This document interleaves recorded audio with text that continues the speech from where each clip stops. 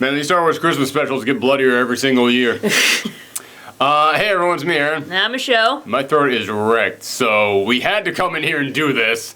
There was no way we were not going to do a post-Geekout reaction on Mandalorian Season 2. I'm just going to be sipping tea every now and then, just like... Ooh, that's hot. Oh, yeah. Okay, so, yes, Mandalorian Season 2, or as I like to refer to it, Aaron doesn't know as much about Star Wars as he thinks he knows about. Also, Aaron doesn't know made-up people's names anymore. Yeah, I have always been terrible at remembering character names, and man, nothing tests that like a Star Wars show. But yeah, also, I should go ahead and point this out. This is our post-Geekout reaction, which means that A is partly a review, partly a reaction, but mostly a spoiler talk. So if you have not seen Mandalorian Season 2, this isn't us coming in here and going, well, let me just give you our thoughts on this before you decide whether or not you want to check out. If you have Disney Plus, you have checked this out. Otherwise, there is no reason for you to have Disney Plus. So yeah, you have more than likely, cue that one person in the comments, I have Disney Plus and haven't watched this.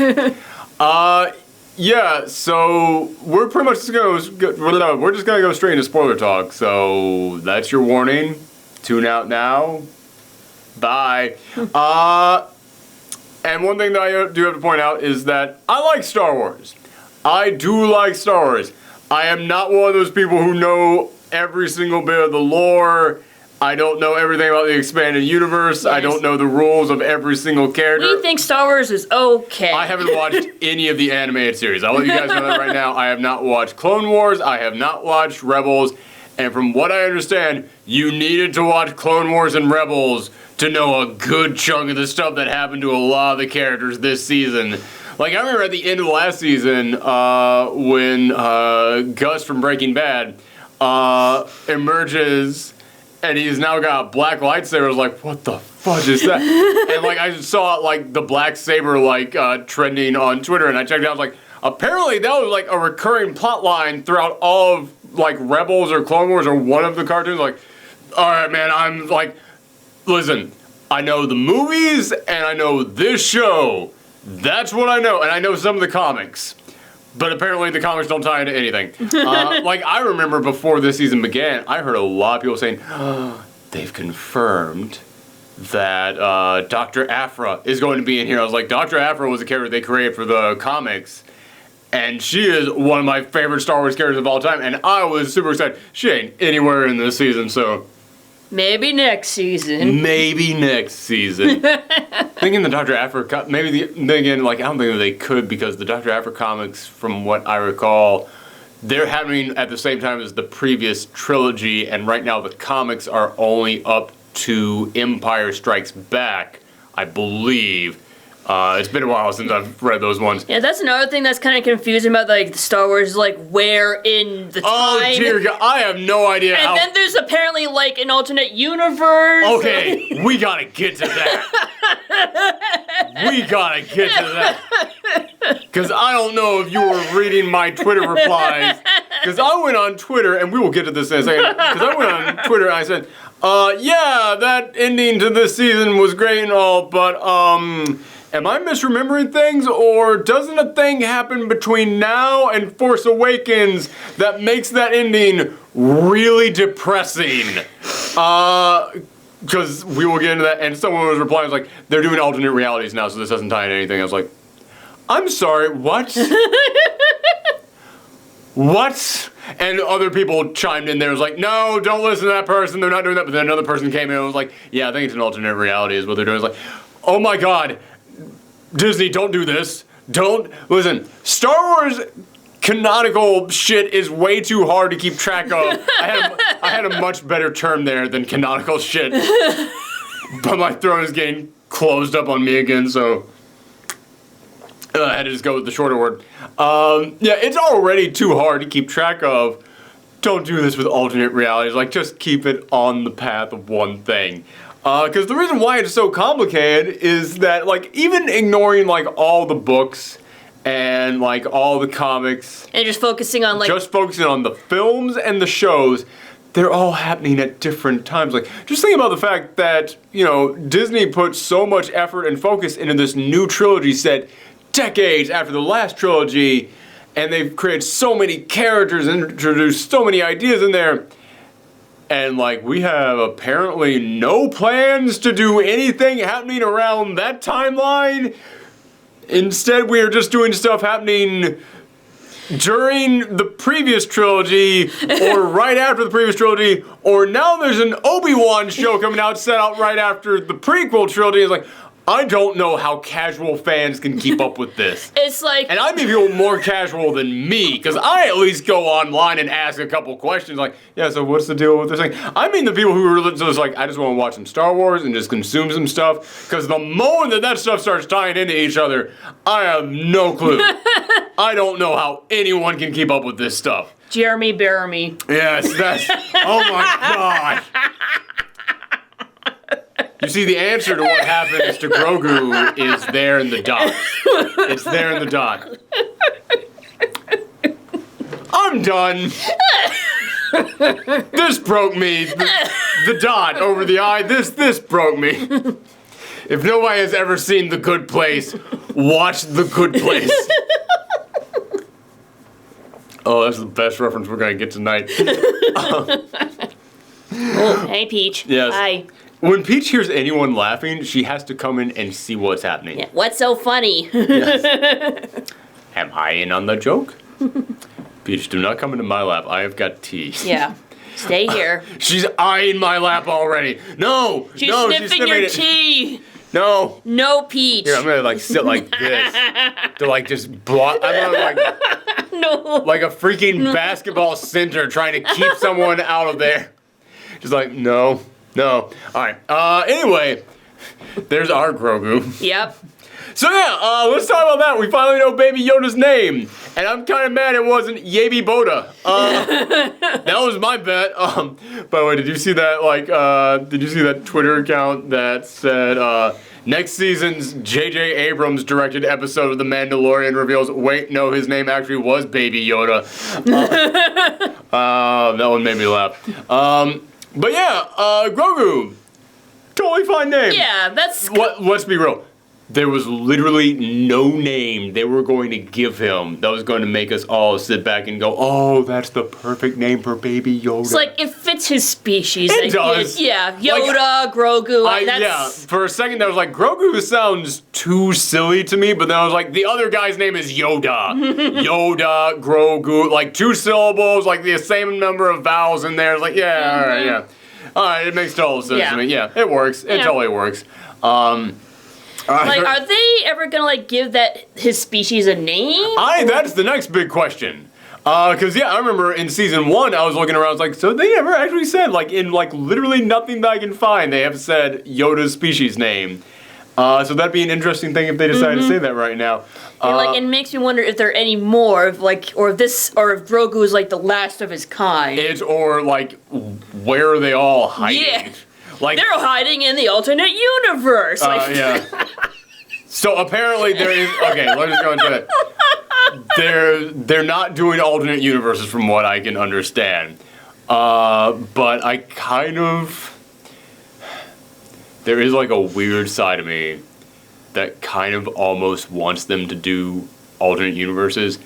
But, and this is the thing that's going to divide people in the comments on this, if they do alternate universes, part of me kind of wants the new trilogy to be the alternate universe, because I really think Rise of the Skywalker screwed so many things up that I'm just like, you know what, hard reset, just hard. Like, I was enjoying so many of those characters in the first film. Second film was like, now we're going to change things and take a new direction. Like, all right, being bold, let's see what you do with that.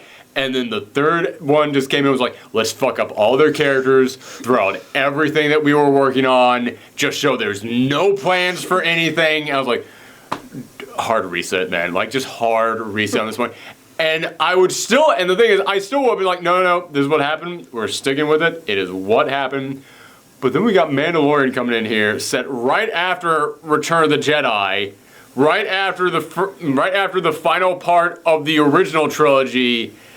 and it's now setting up stuff going off in this direction, and I'm just like, I want to follow that. I want this. I want to go on that road. It's like a choose your own adventure thing. Kind of. And I know that like literally there's decades in between Mandalorian and Force Awakens. So all the stuff that they're setting up in here can go on its little adventure. It can all be set up, it can all play out, and they can still all like be fine and get wrapped up with enough time for all this stuff in Force Awakens to get set up. And so like they can both easily exist in the same place. It's just I look at this and then go, yeah, but I know what happened to the new trilogy. I know how the ball got dropped on that. This one's got hope. There's new hope, in fact. Yeah. I wasn't even going with that, but like it was sitting right there. But yeah, like I kind of want to just follow this stuff. Because let me go ahead and talk about the thing that I've been referring to this whole time. This season ends with Grogu sitting on the magic rock, and he sends out the message, and there's that moment where Ahsoka ends up saying, like, if he sits on this, then he can send out a message, and whatever other Jedis out there might come and find him, but there are a lot of other Jedis out there. And I saw that night on Twitter, Luke Skywalker was trending, because everybody was like, does that mean that Luke, I mean, we know there aren't many other Jedis out there, does that mean that Luke could be the one that comes and finds him? Holy cow, Luke could come and find him. And in my mind, I was like, no, that just means that anybody who's a Force user can find him.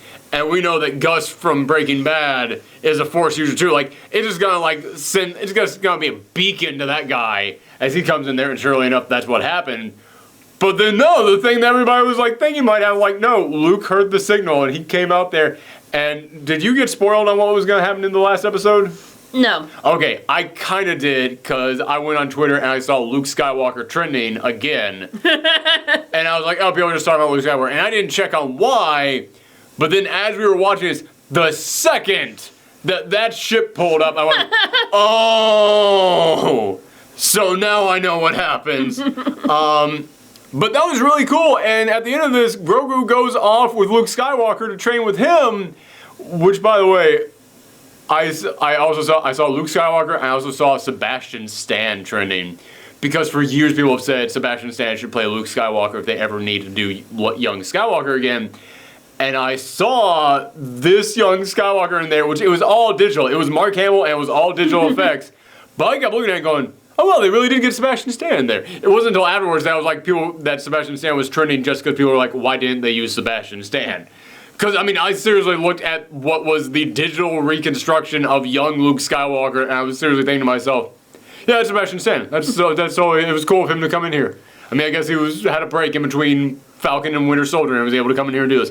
Like, eventually they're just gonna do, like, digital reconstructions of all the older, like, Star Wars characters. Man, between this and how many times they've used that tech in the Marvel films, no one is better at making old actors look young than Disney. It is insane how good they are. It's that Disney magic. And money. And money. That's what the Disney magic is. You were very proud of that joke. But yeah, my hand is clamping on this thing. I need a tray right here. You need a chair with, like, cup holders. Yes. Oh my God. If I ever had the budget for it, I would replace these crappy little poker chairs with like those like nice movie theater seats. And considering we still don't know how long it's gonna be until we go back to movies, and HBO is trying to kill movies, who knows when we'll be able to sit in those things again. Excuse me. But yeah, so at the end of this, Grogu goes off with Luke Skywalker, and literally, and like there's the moment in which like Mandalorian is going, he doesn't want to go with you, and he says, no, he's asking for your permission. And like you get like the old Yeller, like not old Yeller, but oh my God, not that, but the like oh God, what was that movie where like the kid was telling the dog he had to go? I can't. It's happened 1,000 times. That's a literal trope. It's a trope. Like, it's not one movie I'm referencing here. Harry and the Hendersons. It's a Harry and the Hendersons moment. But it's like it's the moment where he's like, you got to go with him now. You have to, and like. But that's not with a dog. It's not with a dog. I know. But it's a very sad moment. It's very touching, and it's supposed to be sad, but like in an uplifting, like no. Grogu went where he needs to go kind of way. But in my mind I was like, stop this from happening, because we all know what happens to all of Luke's students between now and Force Awakens. Kylo kills half of them and the other half turn evil to follow him. And in my mind, I was just like, oh my, this is not good. Oh, like we are watching Grogu go off to his death right now, is all I could think. So there is that moment there at the end in which Mandalorian is like, I'll come and see you again. And all I could think was, please go find him and take him back. Or maybe somehow like Grogu escapes and the Mandalorian has to find him because he's lost or something. I don't know. Something like that. Who knows? Who knows? Yeah, Yeah, because it's like now that like Grogu. That would be a crazy thing if they did a time skip, but in order for this to actually work, it would have to be like a 30-year time skip or something, like come back next season and Mandalorian's armor is all rusted or something. Because that's the only way that you could then go like, oh yeah, all of Luke's students are now gone, and Mando has to go out and find Grogu in the hopes that maybe he's still alive out there somewhere in the universe. Like that would be, man, that's a hell of a comic expansion is what that is. That's not even the next season of Mandalorian. That is like way down the line stuff. So what do you think will happen in the next season? I think it's gonna come down a lot to like Mandalorian and the other Mandalorians, which that's one thing that I love about this. We have mostly been talking about like Grogu and all that stuff. There's a lot of other things that they set up in here, and I thought that this entire season was going to be Mandalorian like searching for the other Mandalorians, and in the first episode when he finds the guy who's got Boba Fett's armor, which, man, I'll be honest with you, I didn't think shit was going to come from that. I thought that was a red herring. I thought that was going to be like, yeah, it looks like Boba Fett's armor, but it's going to be real. It's not really Boba Fett's armor. It's not, actually. That was like, nope, that was Boba Fett's armor, and that dude there at the end was Boba Fett, which, again, speaking as somebody who doesn't watch Clone Wars, doesn't watch any of that stuff, doesn't read, like, any of the books, all he really knows is the movies. I am happy that Boba Fett finally got portrayed in a way that lives up to the way that you guys have been describing Boba Fett all these years. Because you guys have always talked about Boba Fett like he's the baddest motherfucker in the universe. And I was like, you mean that guy who all he did was just trail Han Solo and then called in Darth Vader to do the dirty work and then got thrown into a giant pit of teeth? Like that's all they did. Like you guys can say it's like, no man, he hunted down Han Solo. He followed him in his car and then called Darth Vader. That is all he did in that movie. And Return of the Jedi, he got thrown into a pit. Well, he stood around looking cool, and then the second he actually had to do anything, got his ass thrown into a pit. That's it. I am glad that now, in some bit of continuity that I am aware of, I have finally gotten to see Boba Fett be the cool guy that you guys described. Yeah, he was a badass. He's fine. It's fine. Like, yeah, that guy is cool. I see what you guys see in him now. And that end teaser thing that they brought up, that end teaser in which he returns to Jabba's palace. And I like that we see that, like, Jabba's little minion guy who had, like, the big long hair tail thing, he just basically, like, took over after Jabba. And you can tell, like, he's running a shit organization right now. Like, you can tell he's the whiny Weasley guy who's just like, yes, now I have the power. But you can tell just from looking at him, he doesn't know what he's doing with that power. Basically, like, Starscream with, like, Decepticons. Yes! Oh my, it's Starscream. Yeah, that's what it is. It's exactly it. That's put in terms that I understand. Yeah, that's exactly what it is. Yeah,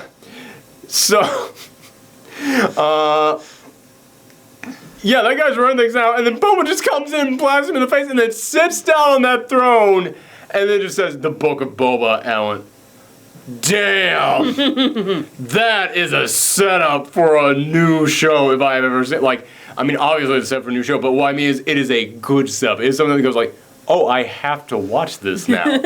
I have to see where this goes. Yeah, I think they did Boba right. Again, that's just speaking as a casual Star Wars fan. I'm sure the deep lore people out there are gonna be like, no, it's all wrong in this, but whatever. I can only speak to me. But yeah, all the other things that's happened here, I like that it was like going to be like him hunting down the Mandalorians. I thought that's where this entire season was going to go. But that's still on the table. So like, okay, so that still got to be done. Like, I feel like that might be like the overall plot in the series. Agreed. I think that might be like the entire series thing. Like that's where all this ends. But I kept kind of getting this feeling from this season that maybe the point of this season was going to be like, all the Mandalorians are gone, but he now has to start his new Mandalorians. Like, and towards the end of this, he's putting together his crew. And I was like, I think that's what's happening. I think he's forming the new Mandalorians. Yeah, and it's like, now that you mention it, it's like, he always says, this is the way, but, like, there are, like, multiple times throughout the series where, like, his ways are being tested. Yes. So maybe if he does, like, create a whole new group of Mandalorians, he will change the ways. And that's one thing that I loved about this season, is that when he finally meets the other people in the Mandalorian armor, they come in here, and one of the first things they do is they take their helmets off, and it's like, you're not, like, he's got this feeling of, like, he's freaking out. Like, what? No, that's not, what are you doing? Wait, that's not it, you're not supposed to do this. And then they go, oh, you're one of them. And I love it that, like, the first season sets up, like, oh, man, the Order of the Mandalorians, and they're this kick-ass thing, and oh, yeah, we got, like, that's what these guys are, and that is specifically what they are. And then this season is, like, exposing the outside world to that. And, like, one of the first things we see is other Mandalorians come in here and look at them and like, no. Those cool guys that you guys are following the first season, yeah, they're nut jobs. Like, we look at them kind of like the equivalent of religious extremist. Kind of like, no. They're the people who took the readings way too literally, and now they've manipulated it to become this own weird subcult thing that they're doing. Like, I love that rug pull out from under us of the audience of like, oh yeah, man, the Mandalorians, I'm all invested in them. And then we get some other people out there in Mandalorian armor just going like, no. We're not the weird ones for taking the helmet off. You're the weird ones for keeping them on. What are you doing? I love that. I thought that was great. And at the end of the season, when he defeats, God, I don't want to just keep calling him Gus from Breaking Bad. And I can get so close to his name. In my head, I'm like, Grand Martinian? Something like that. Man, again, I said, I don't remember names. I apologize. But, yeah, when he defeats him, he takes the black saber, and then he's like, here, it's yours, fine, I don't care about this thing, and she won't take it. And it's like, no, it has to actually be won in battle. That moment, I was like, oh my god, the entire next season is this ally of his going to now have to hunt his ass down and fight him.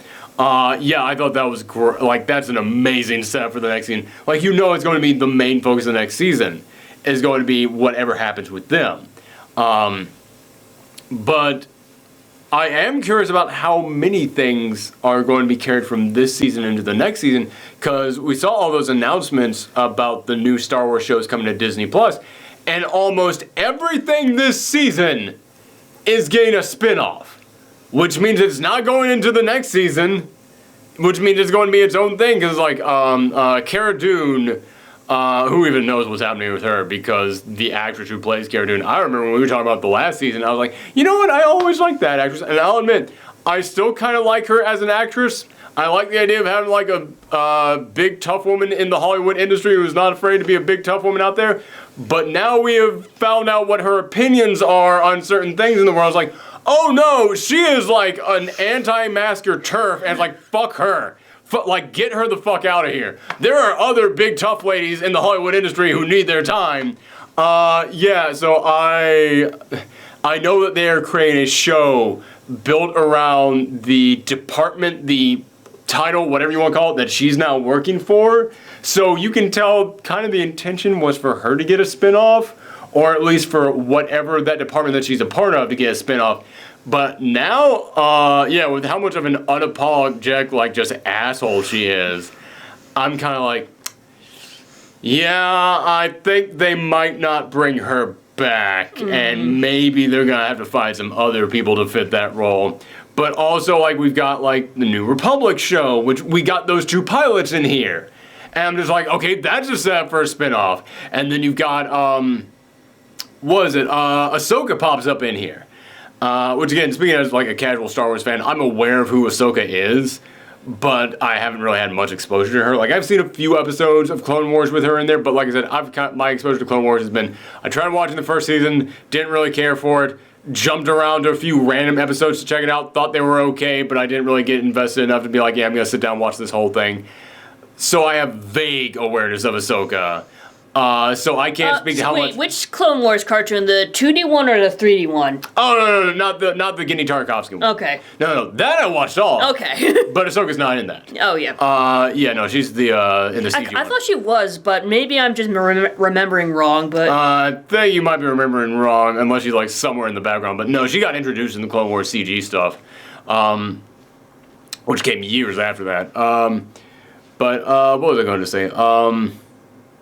But yeah, so as a casual fan, I'm like, okay, cool. This is really kind of my first big exposure to this character, and I thought that it was a really good exposure to her. But she's getting a spin-off show, and they flat out set up everything that's going to be part of that in this. Like, the episode that she appears in is nothing but the setup for her spin-off show. Like, she comes in here and goes, where is, and I can't remember his name, but he's the blue guy. Like, again, I don't know that much about Star Wars, but I am familiar with bits and pieces of it, and I know that apparently this blue guy is the guy that everybody who is a fan of the old continuity, the old expanded universe stuff, they've all pointed at that guy like, no, he's the baddest motherfucker you have ever seen. He is like the big #1 villain. Like, forget Darth Vader. That's the guy that you all should be focusing on. So now they're actually bringing that guy into full-blown continuity. I know that in the new continuity, he's already gotten a comic and he's already gotten a book. But this is going to be his first, like, actual, like, live action stuff. So yeah, I'm very intrigued to see where that goes. But the thing that I really have to applaud about this season is that I just described how this thing sets up 3 different spin-offs.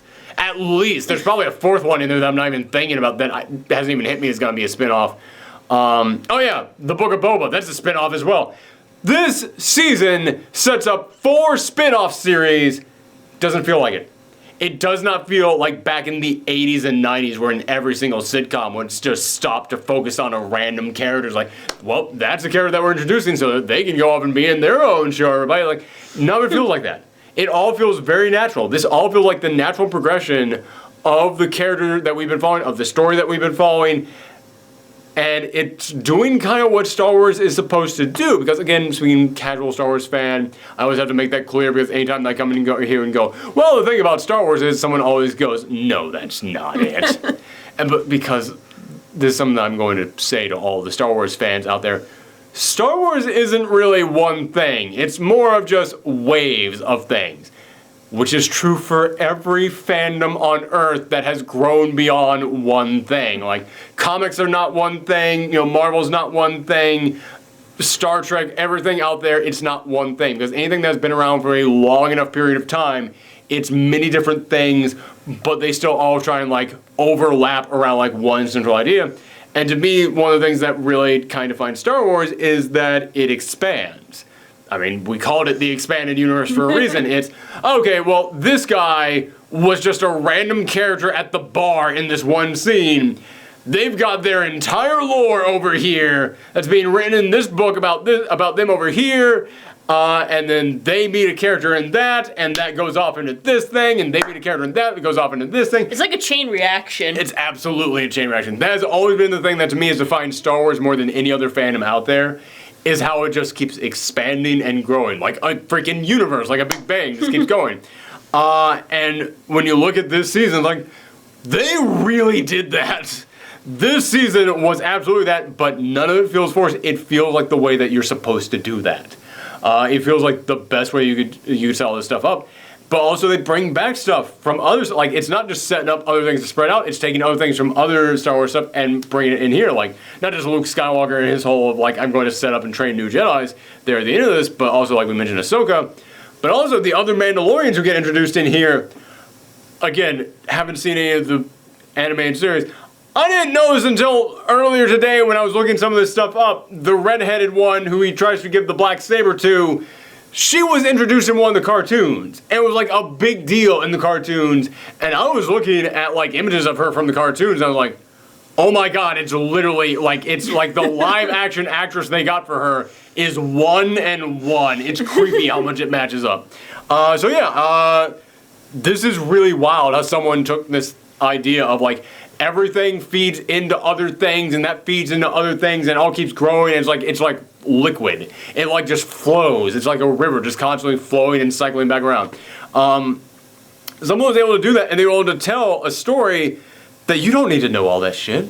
you don't need to know all that stuff about the past of these characters. You don't need to know about Ahsoka. Like, you might be intrigued about, like, about the stuff she mentions in here, but you don't need to know any of her past going into this. But if you do, it makes it better, and you don't need to follow their continuing adventures, but now you're intrigued to do it. Like, it's insane to me how this is a thing that so many people out there try to do with their franchises and fall on their face, and this did it so insanely well. It's incredible to me how well they did this. Geez, there's still so many things I want to talk about in here, though. I'm trying to, like, I will say, this is a small nitpick, but it's a nitpick that I had in the previous season when at the very end of the season he takes his mask off in front of the android. I kind of wish they hadn't done that. I remember looking at that and just being like, no, I wish that we never saw the Mandalorian's face. He takes his mask off twice this season. And once, it's for a long period of time. But I do like that he did it to save Grogu. And it shows, like, no, like, and he did it after we had an entire episode of Bill Burr's character telling him, like, man, you guys just make up your own rules as you go along. Like, listen, you say you got a code, but you changed your code for this thing, so does that matter for this thing over here? And I like that he sets up this idea of, like, nah, man, you kind of, like, you make up your own rules and, like, none of it ever really fits all that much. I like that he brought that up, like, right before he got tested on this thing and actually had to face this. And it's kind of like him realizing, like, there's more important things out there than my code, like protecting, you know, my family in a way. I really thought that was handled incredibly well. And man, I gotta say, Bill Burr's character, what they did with him this season, yeah, he's a scumbag. He's a terrible person, but I like that he had to now confront the more terrible people. Like, we've seen how bad he's been, and then he goes to these new Empire guys, and there's the moment when he's talking to the general, and he's talking to the general, and you see that, like, he had to go on this mission that messed him up. He had to do some stuff on that mission that's like, yeah, this is when I kind of realized I was working for the bad guys on this one. And he's confronting him about that. And you can just see the divide. You can just see how, like, no, he's still got, like, a little bit of conscience there in him. He's done terrible things, but he's got that little bit of conscience, and he can't keep going along with this. Whereas the other guys is like, nah, this is great that we're doing these terrible things, right? Yeah, like, there's a dark side and a light side, but there's also, like, a lot of gray. A lot of gray in there. Yeah, and I thought that, man, I really enjoyed just how malicious and evil they made that guy. But also, I love that Bill Burr was talking to him about, like, no, you shouldn't have to take your helmet off. You shouldn't take your helmet off for this. No, I mean, he's talking about, like, about how silly he thinks the whole code about taking the helmet off is. He's talking about how he doesn't think any of that stuff makes sense. And then at the end, when Mando's forced to, like, show his face there, afterwards, Bill Burr is confronting this guy, and he kills him, and he kills the guy, the general guy, and then he kills all the other people in the room. One of the things he says to him is, there, you still live to your code, no one's seen your face. I like that. I really, like, I mean, granted, that's not the reason he did it, but it shows, like, a little bit of, like, his concern for the other people around him. Like, I always enjoy characters who are written in that gray area. I do enjoy that. Those, like, bad people with consciences, or the good people who do not very good things. And man, like that's the original Han Solo. Yeah, it's totally Han Solo. But I was gonna say, in this situation, it's literally Mando. It's Mando. Yeah, Mando's. I mean, that's what bounty hunters are. Yeah. They just they do their own thing. Like, They're the gray. Yeah, they're the chaotic neutral. Or no, they're not chaotic neutral. They're true neutral. They're like, no, am I getting paid for this? Sure, I'll do it. But let's see. Anything else to talk about this season? There's so many things I know I'm gonna, like, remember as soon as we're done. Anything you want to say? I've been mostly hogging this conversation. I just really enjoyed it, and I'm looking forward to what they do in the future. Yeah, and I'm glad that the show is going to continue, and that the show wasn't just Grogu and Mando. Yeah. Yeah, because I thought this was going to be a lone wolf and cub situation. Yeah, a lot of people that was the thought entire that. premise of the show. Yeah. And it's crazy to me that now we're losing Baby Yoda, this thing that, like, really helped to sell the series in the beginning.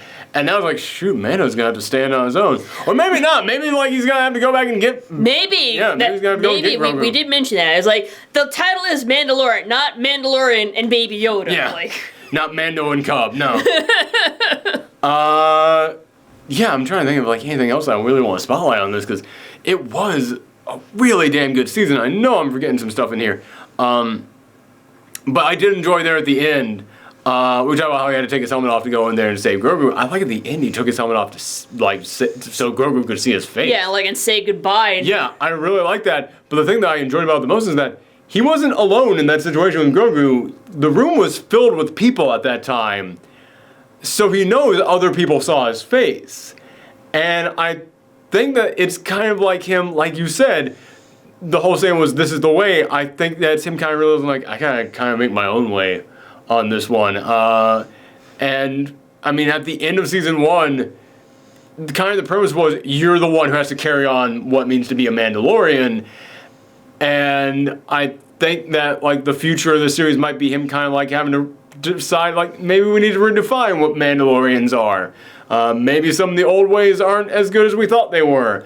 I'm going to be very intrigued to see where that goes because, as we mentioned, there is another, like, section of Mandalorians out there who, like, they completely abandon that stuff. They're like, you guys are insane. So what's he going to do in relationship with them? Especially when one of them's going to be hunting him. Also, I gotta say, I really enjoyed the, what are they called? The Black Troopers or whatever they were? Like, the Terminators? Yeah, basically. Which is exactly what they were. I did enjoy that they were like, man, we gotta make the Empire, like, more of a threat. Yeah, it's like the stormtroopers are too easy to be you just shoot them, they fall. Yeah, which I did enjoy that episode in which they were storming that ship, and the stormtroopers are getting their asses kicked. But then we see like some of the people like actually inside the cockpit, and they're like taking themselves out, so no one can find them. Peach, don't drink my tea down there. Had to jump on that one. You're not Grogu. You can't eat everything. By the way, does anybody else think that Grogu might be like a little bit on the dark side there, speaking of in the gray area? He's just a kid. He doesn't really know much about like what's good and bad. Yeah, but there's those moments in there. Like there's that moment in which like he was like using the Force on those stormtroopers, and Gus from Breaking Bad was like, no, let's watch this. And we see like Baby Yoda isn't like just throwing them against the wall. There's a moment where you see one guy's like, no, like he's getting like his lungs crushed. Well, he probably knew that they were trying to like threaten him, so. Oh, you mean, but I mean like Baby Yoda again is like trying to murder them. It's like, oh, again, remember when the Mandalorian was like having an arm wrestling thing and he was like almost. Yeah, like I'm saying, this wasn't the first time we saw this. What I'm saying is, it continued. We saw in season 1, he tried to like, Grogu tried to choke out, God, what was her name? Big buff lady. The one. Her, yes. Yes, her. Cara Dune, that was her name. Yeah. He tried to choke her out. And now in this season, like, we see him, like, just almost killing these stormtroopers, and, like, ooh, yeah, this might be one of the reasons why Luke comes back to him and is like, you gotta take this kid back, and get him far away before they become the next Darth Vader.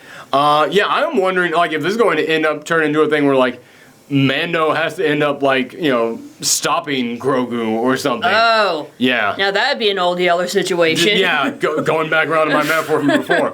See, the metaphor actually worked out in the end. Let's see. Shit, I was about to say something. Oh, yeah, talking about the Empire guys, like, I do enjoy, like, seeing, like, how sinister and hardcore the guys like running that ship were, because it does make the Empire seem more like a threat. But there was another moment in which they were like fighting up to Empire guys, I think it was in this last episode, in which one of them was referring to the rebels and referred to them as terrorists. And I really like that because it made the Empire seem more realistic, because if the Empire was in charge, they wouldn't look at the people fighting them and like destroying all their ships and all that stuff. They wouldn't look at them like, oh, they're the plucky rebels trying to stand up to us, the evil people. They'd call them terrorists. And I thought like that makes them seem so much more realistic and makes it seem so much more like you can now look at this galaxy and it's like, why didn't anybody stand up to the big evil empire aside from the rebels? Oh, because all of them just thought it was normal. Yeah, that's how big evil that's how evil governments are. They just kind of like normalize all the evil shit. This entire year was an example of that. It's been that way for a while. Year ain't over with yet. Let's see. There's a lot of things I really enjoyed about this season. We mentioned Boba Fett. I really like that Ming-Na Wen came back. Again, don't remember her character's name. but she was too cool to just be like a one episode only kind of thing. I'm really glad that she returned. I would be very interested in seeing if like the further adventures of that guy in episode 1, like the guy who had Boba Fett's armor.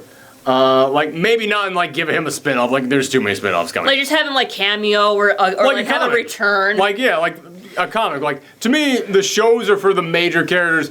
Like if you've been following the Star Wars comics, they give everyone a comic. They will give everyone a 6-issue like miniseries. maybe he'd show up in like an episode of like the book of Boba Fett. Oh yeah. Yeah, considering he had his cameo and stuff, or like I said, that one about the Rangers or whatever it's going to be called, the one about like the law enforcement people. That guy, right? Like he was the sheriff of this town. Like yeah, have him pop back up in that. Like yeah, he absolutely should return stuff. I thought that he was really good in this. I really enjoyed the frog people. Frog people were great. Oh man, the giant spider thing. Apparently, the giant spider was a concept sketch for the very first Star Wars film that never turned into a thing. So man, is it cool seeing, like, even if I am not the biggest Star Wars fan, I am a fan of when anything out there that was like a scrap design finds its way back into the canon. I'm a fan whenever anything like that happens. So that was really cool. Let's see. Even though you're not a fan of spiders either, like no, those things were creepy as fuck. Those things were creepy. Man, there was a moment which I was like, they're just gonna have to destroy this whole ship. They're gonna have to burn this thing down. How on earth are you going to, like, you can't, like, have you ever found a spider in your house and it disappears and you don't know where it goes and you spend the entire time like, it's here. It's here somewhere. Imagine 1,000 of those things in a tiny ass ship. Which yeah, that's another thing that just hit me. Didn't Mando's ship got destroyed? Yeah. So what's gonna happen then? Who's going to give him a ride? Boba just left. He's just gonna hitchhike. In a way, I mean, he's got this entire like Empire ship now. Maybe, yeah. Man, that's his new base. I would say he would hitch a ride with the other Mandalorians, but no, they wanted to kill him now to get the black saber back. No, Cara Dune was there. Wait, they all rode there on the no. Oh, wait, no, they all hitched a ride on Boba Fett's thing. Huh. This is the tiniest detail that does not matter. Like, how did they get back to a planet? But yeah, he's gonna have to get a new ship next season. Yeah. Also, it's gonna be weird seeing Mando walk around with that black saber. I like this idea that they are just giving Mando everything. They are just giving Mando like every like random thing throughout the Star Wars universe. Like a Yoda, here's a Yoda. Do you need a droid? We're gonna give you a droid for a couple episodes. The lightsaber, here you go. Like they're just giving him everything. Boba Fett's armor, carry that shit around your duffel bag for a couple episodes. Giving him everything except the ship. Except the ship. He gets the Millennium Falcon. Oh my God! It just hit me. How the hell did Millennium Falcon end up falling out of Han's hands and winding up on that planet at the beginning of Force Awakens? Like, we know that pirates took it, they said. How did the pirates get their hands on that shit? Man! Holy cow! Mando has to protect Palpatine's kids as they try and escape next season. And like, oh, you're pregnant? What are you going to name the kid? Rey. No, actually, you know what? Don't reference shit from Rise of Skywalker, like, ever. Like, never reference that shit. No. Man, that is... Again, if you need to... It's so weird to me that before... Like, after Last Jedi, and after Force Awakens and after Last Jedi, I was like, you know what? Disney is doing such a good job here. Let's just remake the prequels. The prequels weren't good films. Let's just remake those prequels because they were good ideas in there. Let's remake that shit. And then after Rise of Skywalker, I'm like, no, prequels can stay. Remake that shit. Hey, doggy. You're my favorite customer.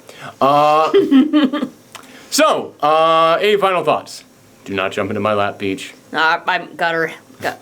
I'm holding her back. Any final thoughts? Happy Life Day. Yeah, okay. Happy Life Day, everybody. Yes. You're about to eat you're eating my finger. No.